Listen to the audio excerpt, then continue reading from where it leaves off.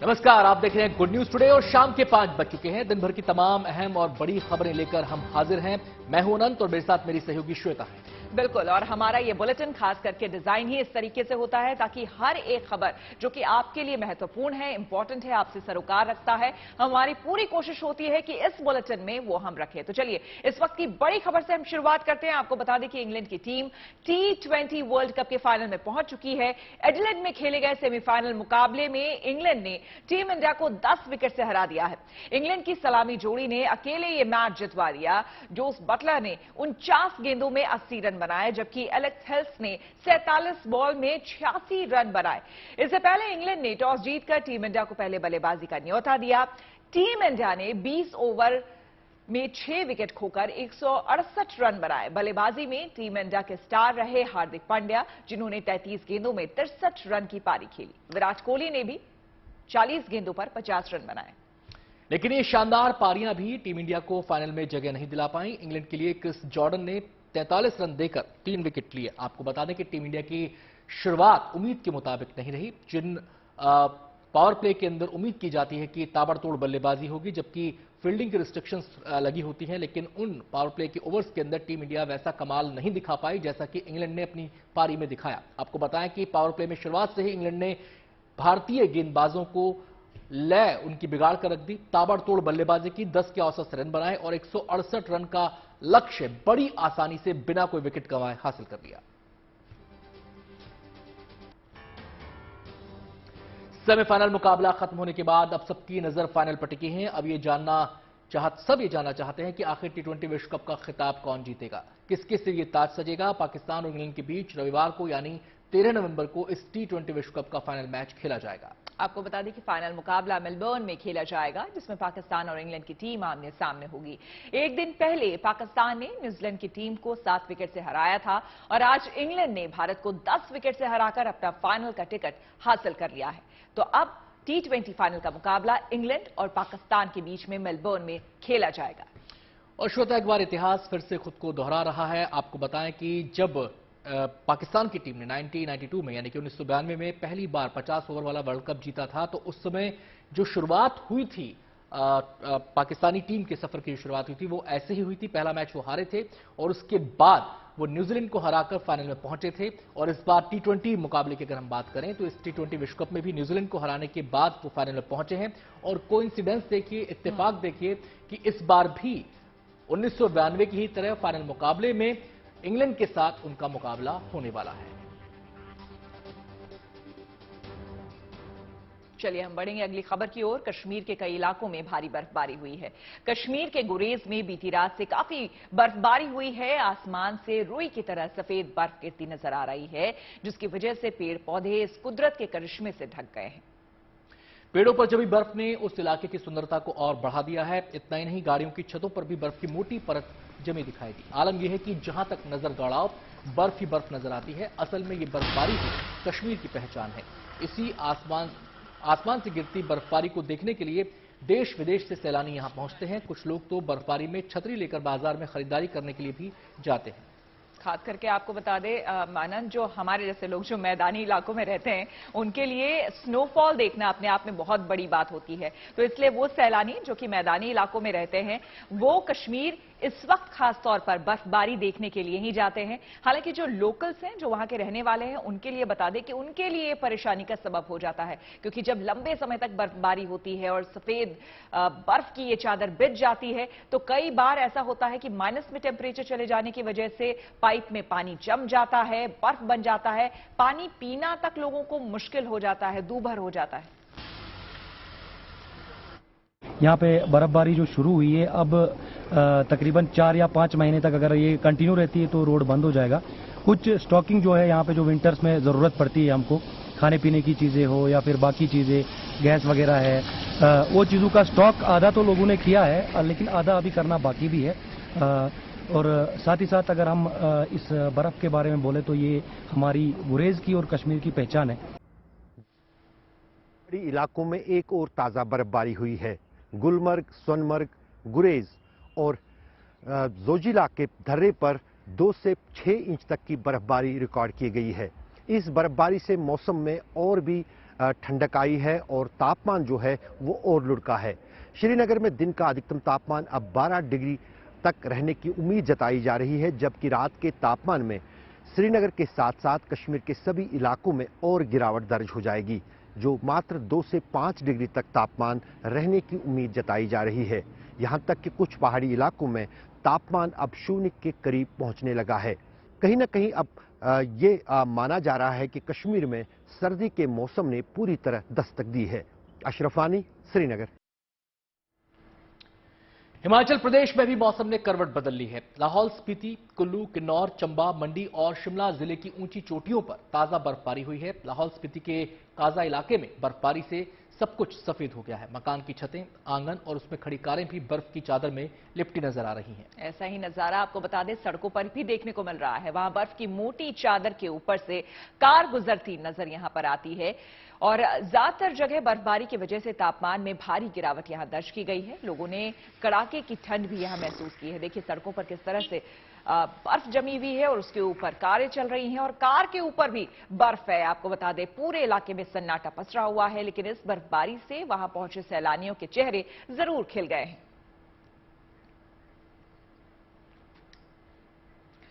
उत्तराखंड के बद्रीनाथ धाम में भी आपको बता दें कि जबरदस्त बर्फबारी हुई है। वहां बद्री विशाल का धाम 2 से 3 इंच मोटी बर्फ की सफेद चादर में लिपटा नजर आया, जिसकी वजह से कड़ाके की ठंड का भी लोगों को सामना करना पड़ रहा है। अभी बद्रीनाथ धाम के कपाट बंद नहीं हुए हैं और वहां जमकर बर्फबारी हो रही है।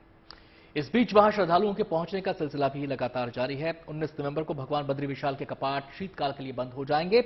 भगवान बद्रीनाथ की डोली को जोशीमठ लाया जाएगा और अगले 6 महीने तक वहीं पर भगवान की पूजा होगी। लेकिन जो श्रद्धालु इस दौरान यानी कि इस बर्फबारी के दौरान बद्रीनाथ धाम पहुंचे हैं, उनकी तो मानो मनमांगी मुराद पूरी हो गई है। तो बद्री विशाल के दर्शन, ऊपर से बर्फबारी का नजारा, सोने पर सुहागा वाली स्थिति उनके लिए है।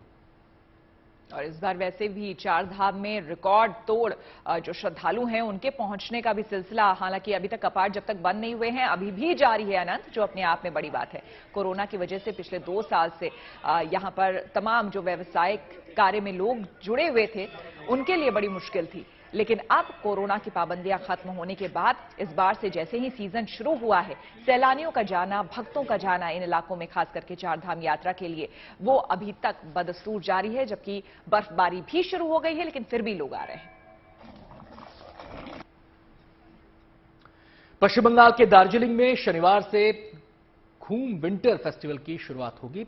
रेलवे इस फेस्टिवल का आयोजन कर रहा है। एक दिन पहले इस फेस्टिवल का लोगो भी जारी किया गया। इस बार के विंटर फेस्टिवल की थीम घूम बराबर घूम रखी गई है। असल में घूम वेस्ट बंगाल का एक रेलवे स्टेशन है। आपको बता दें कि ये भारत का सबसे ऊंचा रेलवे स्टेशन है और विश्व में 14वें नंबर पर आता है।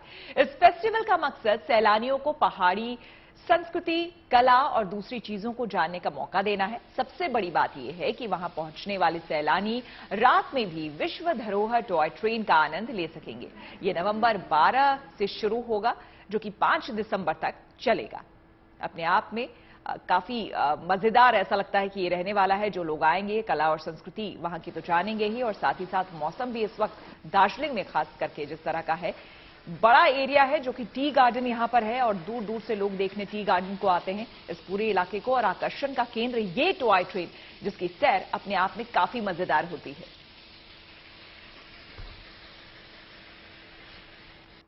घूम फेस्टिवल है हमारा 12 नवंबर से 4 दिसंबर तक, तो उसके लिए हमने स्पेशल नाइट जॉय राइड शुरू किया है फ्रॉम 12 नवंबर ऑनवर्ड्स।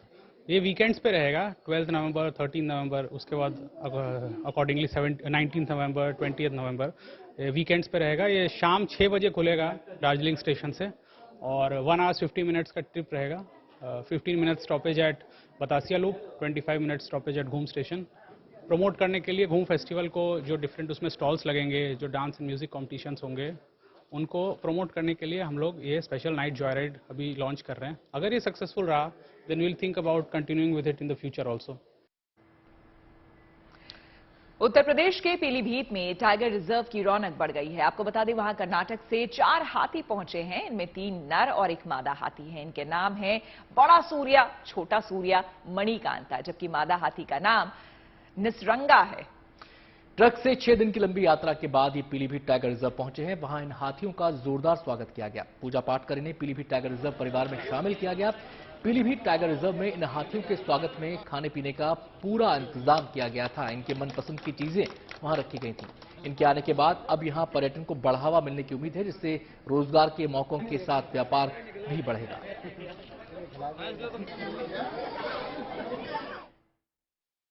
एक सबसे बड़ा काम यह है, वाइल्ड एनिमल और ह्यूमन कंफ्लिक्ट जो होता है, अक्सर शेर बाहर आ जाता है तो शेर को रोकने के लिए हाथियों का सहयोग लिया जाता है ताकि कहीं भी कंफ्लिक्ट ना हो। सरकार बहुत तेजी से बढ़ावा दे रही है और यहाँ पर हम पीलीभीत को एक ऐसा टूरिस्ट स्पॉट बना देना चाहते हैं जो उत्तर प्रदेश के प्रमुख टूरिस्ट स्पॉट में से एक हो यहाँ पे।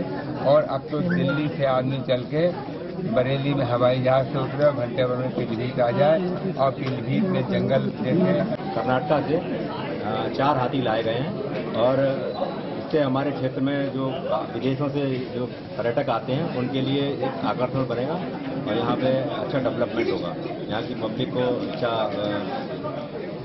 वो मिलेगा, एक व्यापार मिलेगा। ये इसके लिए माननीय मुख्यमंत्री जी इन्होंने हमारे क्षेत्र को पीलीभीत टाइगर रिजर्व को एलिफेंट रिजर्व भी घोषित किया है। उनके वो बधाई, उनके लिए बहुत बहुत धन्यवाद। बहुत ही प्रसन्न है हम सभी जिलेवासी कि अब हमारा पीलीभीत भारत ही नहीं पूरे विश्व पटल पे एक पीलीभीत एक अपनी अलग पहचान रखेगा। बधाई के पात्र हैं यहाँ के वन विभाग के सभी अधिकारी और कर्मचारी जो रात दिन मेहनत करके इस टाइगर रिजर्व को नित्य नई ऊंचाइयों पे ले जा रहे हैं। संग संग में बधाई के पात्र हैं आप जैसे पत्रकार लोग जो यहाँ की जंगल की समस्याओं को ऊपर तक अवगत कराते हैं और उसको पल भर में दूर करते हैं। आशा करते हैं हमारे सभी वन विभाग के कर्मचारी और अधिकारीगण अच्छे से, और हम जहाँ भी हम पब्लिक के लोगों का, हमारी किसी भी क्लब की उनको आवश्यकता पड़ेगी, हम रात दिन उनके सहयोग करने के लिए हमेशा तैयार रहेंगे। उत्तर प्रदेश के मथुरा में रास महोत्सव का आयोजन किया गया। इसमें मथुरा से बीजेपी सांसद और अभिनेत्री हेमा मालिनी ने हिस्सा लिया। उनका राधा वाला रूप काफी चर्चा में रहा। कार्यक्रम के दौरान हेमा मालिनी ने राधा वाले रूप में बांके बिहारी की बंसी की धुन पर प्रस्तुति दी। इस मौके पर कान्हा ने राधा और गोपियों के साथ महारास भी रचाया। ये देखकर वहां बैठे दर्शक श्रद्धा से भाव विभोर हो गए। महारास के दौरान बीच बीच में दर्शकों ने तालियां और भगवान श्री कृष्ण के जयकारे लगाकर उत्साह बढ़ाया। कहा जाता है कि द्वापर युग में भगवान कृष्ण ने राधा और गोपियों के साथ शरद पूर्णिमा पर रास रचाया था, जिसे महारास का नाम दिया गया।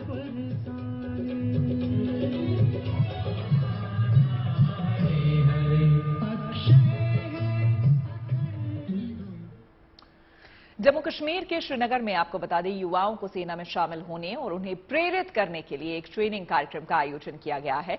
इसमें बड़ी संख्या में घाटी के युवाओं ने हिस्सा लिया। सेना की तरफ से लगाए गए इस ट्रेनिंग कैंप में युवाओं को कई तरह की कसरत करवाई गई। इस दौरान वहां कुछ फिटनेस से जुड़ी कुछ प्रतियोगिताएं भी हुई और इन प्रतियोगिताओं में युवाओं ने अपना दमखम दिखाया। इसका मकसद इन युवाओं को भर्ती रैली के लिए तैयार करना था, ताकि घाटी के नौजवान सेना में भर्ती होकर देश की सेवा कर सकें। ये सारी गेम फिटनेस की है, एस्थेटिक जिसको हम कैलिस्थेनेटिक्स बोलते हैं, जिसमें हमारे पुलअप्स आते हैं विदाउट वेट्स। जो भी एक्सरसाइज है वो सब यहाँ पे हमें करनी है और अपनी एंड्योरेंस, अपनी स्ट्रेंथ से हमें जीतना है, क्योंकि यहाँ पे टाइम पीरियड है। जो सबसे ज्यादा कम टाइम में इस गेम को कंप्लीट करेगा वो इसका विनर होगा। और इन्होंने इसमें प्राइजेस भी रखे हैं। फर्स्ट विनर के लिए 10,000, सेकेंड विनर के लिए आप देख सकते हैं 5,000 और थर्ड विनर के लिए 3,000 रुपीज। कैलिस्थेनिक बेसिकली एक ऐसा ये है जिसमें आप अपनी बॉडी वेट से एक अच्छा खासा फिजिक डेवलप कर सकते हो। इसमें फिर पार्ट्स आते हैं calisthenic free style, calisthenic skills like muscle up, human flag, statics है। तो ये काफी एक अच्छा लेवल और अच्छी लेवल की गेम है। मध्य प्रदेश के ग्वालियर में एक अनोखी शादी हुई। वहां एक लड़की ने भगवान कन्हैया से शादी रचाई।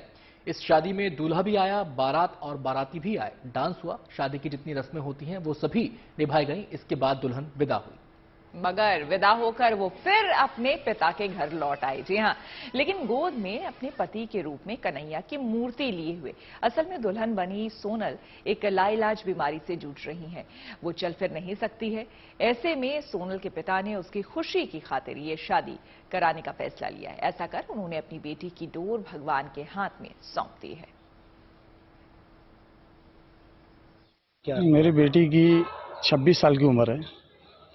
5 साल तक बहुत अच्छे से चलती फिरती थी और उसके बाद जो है 2001 से बीमार हुई।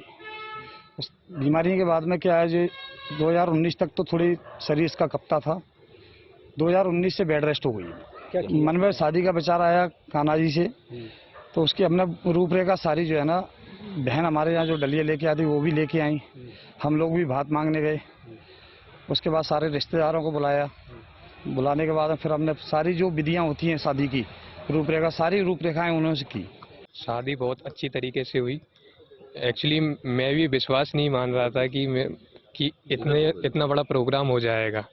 और सारी रस्में हुई, मेहंदी, हल्दी, माता पूजन और धान बुवाई जो होती है वो मैंने की, और डीजे से बारात लेके आना, सब जो पूर्ण रूप से जैसे कि शादी होती है पूरी तरह से वो हमने की। और काफ़ी खुशी है, काफ़ी विश्वास है हमारे बाके बिहारी जी पे, कान्हा जी पे, कि हमारी बहन बहुत जल्द ठीक भी होगी। चलिए इसी के साथ हमारे इस खास बुलेटिन में श्वेता और अनंत के साथ आज इतना ही।